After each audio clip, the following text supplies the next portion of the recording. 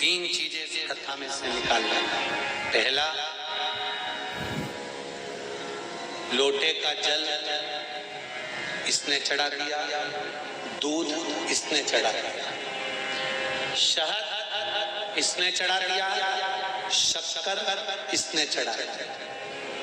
ये पंचामृत स्नान अलग अलग हाथ से हुआ, किसी ने कुछ चढ़ाया, किसी ने कुछ चढ़ाया।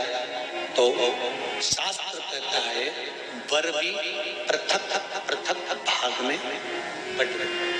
और ध्यान देना इस कथा से, सावन के महीने में हो सकता है आपसे और हमसे कुछ गलती हो जाए। जब हम पूजन करने बैठते हैं तो अगर पति जल चढ़ा रहा है तो पत्नी उसका स्पर्श कर कर चढ़ा ले, मना नहीं, मना नहीं। पर पंचामृत स्नान अगर ब्राह्मण देवता करा रहे हैं, पति जल चढ़ा रहा है, पत्नी दूध चढ़ा रही है, पति शहद चढ़ा रहा है, पत्नी शक्कर चढ़ा रही है, ये पृथकता हो।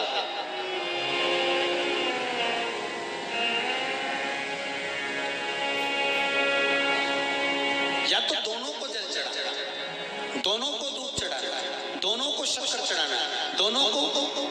कितनी सुंदर बात है पशुपति व्रत की कि प्रसाद जो शंकर भगवान के मंदिर में एक हिस्सा लेकर आते हो, उस हिस्से को भी पृथक नहीं करा जाता।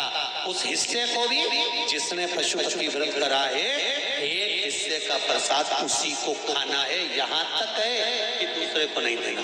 शंकर भगवान के मंदिर में, शिव जी के मंदिर में नारियल तक नहीं फोड़ा जाता।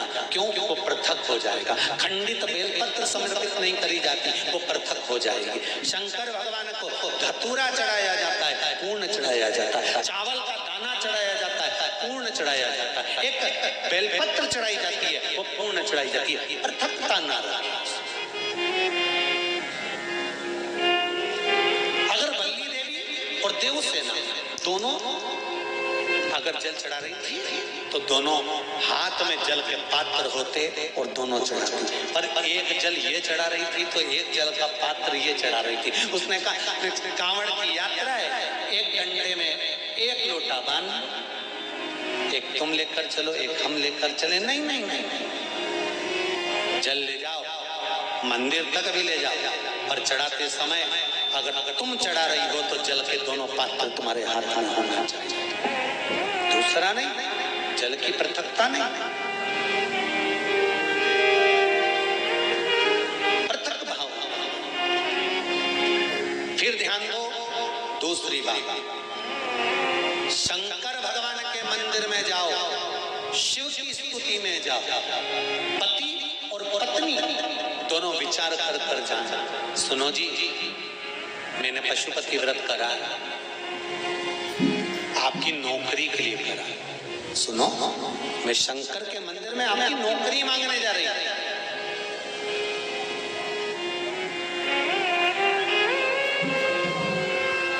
मैं नौकरी मांगने जा रही हूं।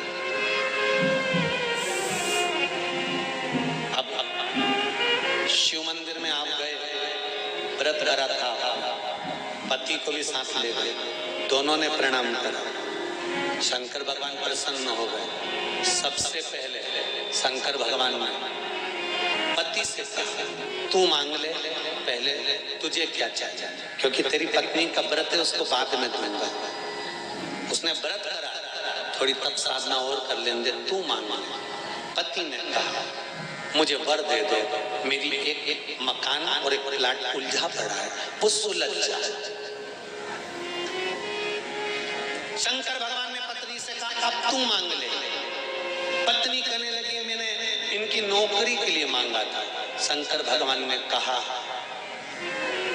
तूने नौकरी के लिए मांगा था, पर तेरा पशुपति व्रत जब तूने प्रारंभ करा था, तेरे मन में भाव आया था कि नौकरी मिले और मैं और मेरे पति दोनों शंकर की धोख लगाने के लिए जाएं, और भगवान के सामने जब हम झोली पसार के मांगे तो एक जैसा हमारी कामना पूर्ण कर देना। अब तेरे पति ने प्लाट का भाव मांग लिया और तू नौकरी मांग रही है, दोनों में पृथकता। फिर निवेदन